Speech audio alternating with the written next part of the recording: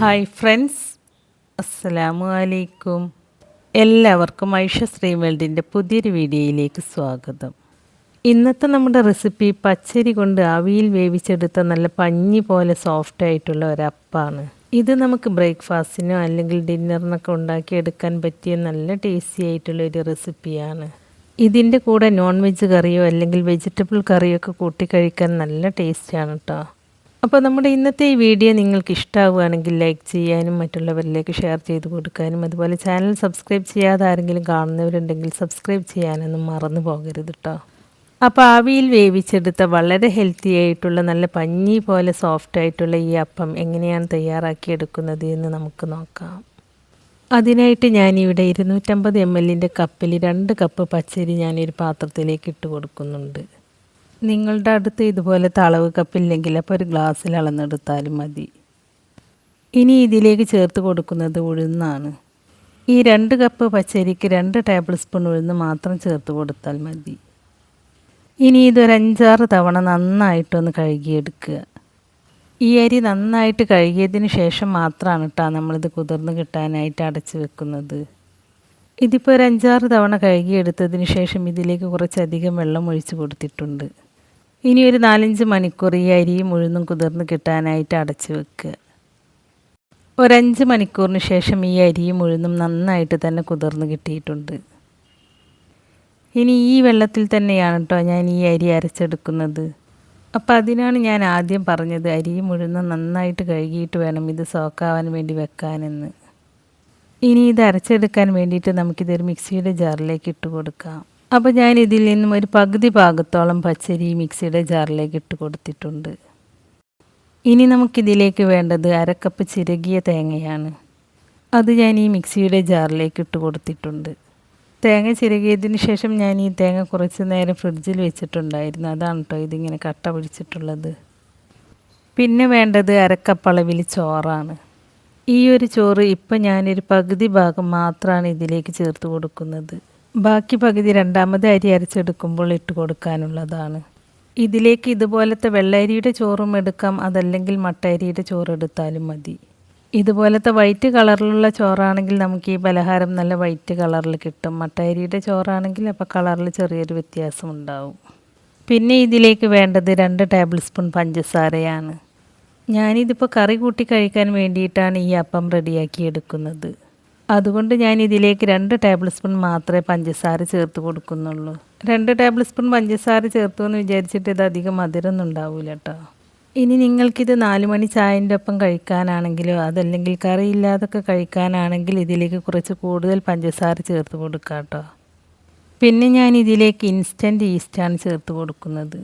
അപ്പം ഞാൻ ഈ ഒരു ഈസ്റ്റ് ഒരുപാടൊന്നും ചേർത്ത് കൊടുക്കുന്നില്ല കേട്ടോ. ഒരു 1/4 ടീസ്പൂണിലും കുറച്ച് കൂടുതൽ, എന്നാൽ 1/2 ടീസ്പൂൺ ഇല്ലേനും ആ ഒരു അളവിലാണ് കേട്ടോ ഞാൻ ഇതിലേക്ക് ഈസ്റ്റ് ചേർത്ത് കൊടുക്കുന്നത്. ഈസ്റ്റ് ഒരുപാടൊന്നും ചേർത്ത് കൊടുക്കണ്ട, ഇത്രയും ചേർത്ത് കൊടുത്താൽ മതി. എന്നാൽ തന്നെ ഈ മാവ് നന്നായിട്ട് പൊങ്ങി വരും.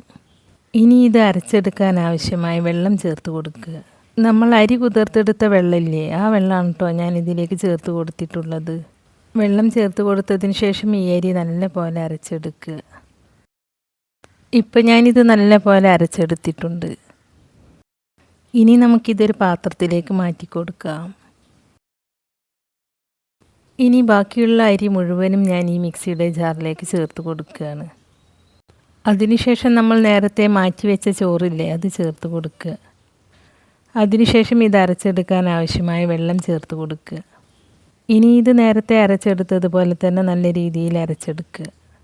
അരച്ചെടുത്തതിന് ശേഷം അതും ഈ പാത്രത്തിലേക്ക് ഒഴിച്ചു കൊടുക്കുക. ഇനി ഞാൻ ഈ മിക്സിയുടെ ജാറിലേക്ക് 2 ടേബിൾ സ്പൂൺ വെള്ളം കൂടി ചേർത്ത് കൊടുത്തിട്ട് അതും ഈ മാവിലേക്ക് ഒഴിച്ചു കൊടുക്കുന്നുണ്ട്. ഇനി ഈ മാവ് ഒരു തവി വെച്ചിട്ട് നല്ല പോലെ മിക്സ് ചെയ്തെടുക്കുക. ഇത് കണ്ടില്ലേ, ഈ ഒരു കട്ടിയിൽ വേണം കേട്ടോ ഈ മാവ് അരച്ചെടുക്കാനായിട്ട്.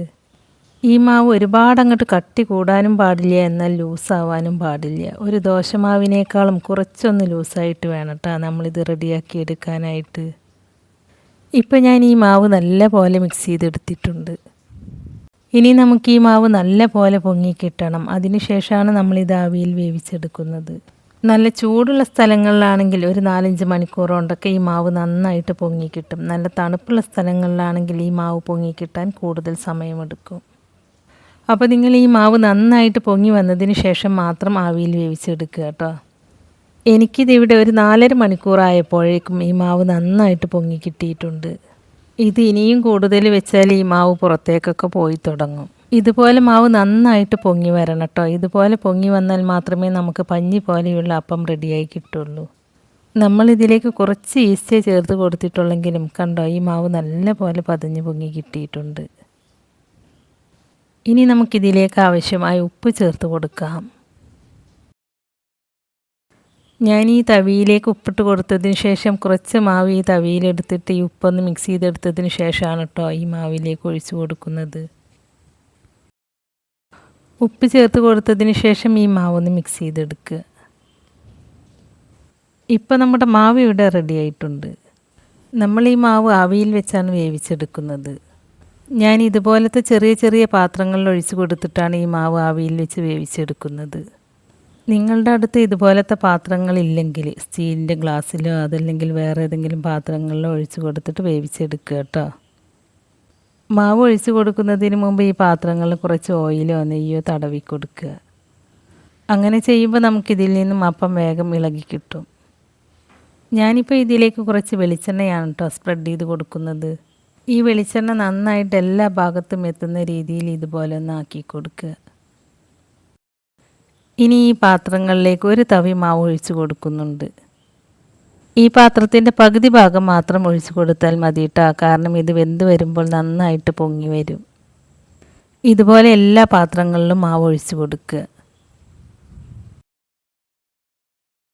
ഇപ്പം ഞാനിവിടെ എല്ലാ പാത്രങ്ങളിലും മാവ് ഒഴിച്ച് കൊടുത്തിട്ടുണ്ട്. ഇനി നമുക്കിത് ആവിയിൽ വേവിച്ചെടുക്കാം. അതിന് വേണ്ടിയിട്ട് ഒരു ഇഡ്ഡലി പാത്രത്തിൽ കുറച്ച് വെള്ളം നേരത്തെ തന്നെ അടുപ്പത്ത് വെച്ചിട്ടുണ്ടായിരുന്നു. ആ വെള്ളം ഇപ്പോൾ നന്നായിട്ട് തിളച്ചിട്ട് നന്നായിട്ട് ആവി വന്ന് തുടങ്ങിയിട്ടുണ്ട്. വെള്ളം തിളച്ചിട്ട് ഇതുപോലെ ആവി മുകളിലേക്ക് കയറി വരണം. ഈ സമയത്ത് നമ്മൾ മാവ് ഒഴിച്ച് കൊടുത്ത പാത്രങ്ങൾ ഇഡ്ഡലി തട്ടിലേക്ക് വെച്ച് കൊടുക്കുക.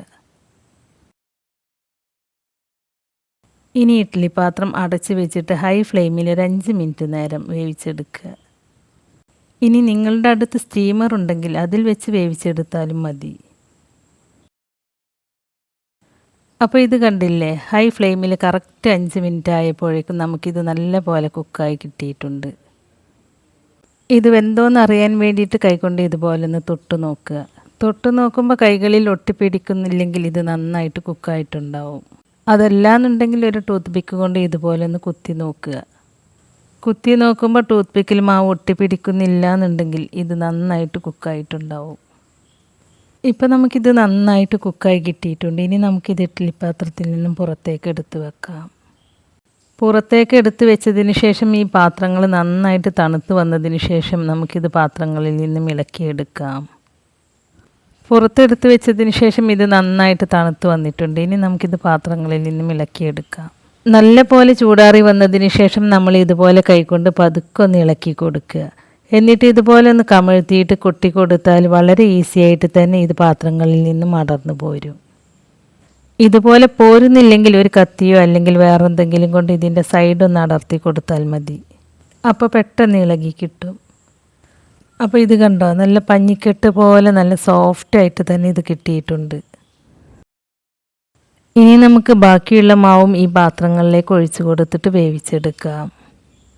ഇപ്പോൾ ഞാൻ ഈ മാവ് മുഴുവനും ഇവിടെ വേവിച്ചെടുത്തിട്ടുണ്ട്. ഈ മാവ് കൊണ്ട് ഞാനിവിടെ ഈ പാത്രത്തിൽ 10 എണ്ണമാണ് കേട്ടോ റെഡിയാക്കി എടുത്തിട്ടുള്ളത്. അപ്പോൾ നമുക്കിവിടെ വളരെ ടേസ്റ്റി ആയിട്ടുള്ള സന്നാസ് ഇവിടെ റെഡിയായി കിട്ടിയിട്ടുണ്ട്. ഇത് നമ്മൾ സാധാരണ വട്ടയപ്പൊക്കെ കഴിക്കുന്നത് പോലെ തന്നെയാണ്. പക്ഷേ നമ്മളിത് കറി കൂട്ടി കഴിക്കുന്നതായതുകൊണ്ട് ഇതിലധികം മധുരം ചേർത്ത് കൊടുത്തിട്ടില്ല. അപ്പോൾ ഇത് കണ്ടില്ലേ, നിങ്ങൾക്കിത് കാണുമ്പോൾ തന്നെ മനസ്സിലാകും അത്രക്ക് നല്ല സോഫ്റ്റായിട്ടാണ് ഇത് കിട്ടിയിട്ടുള്ളത്.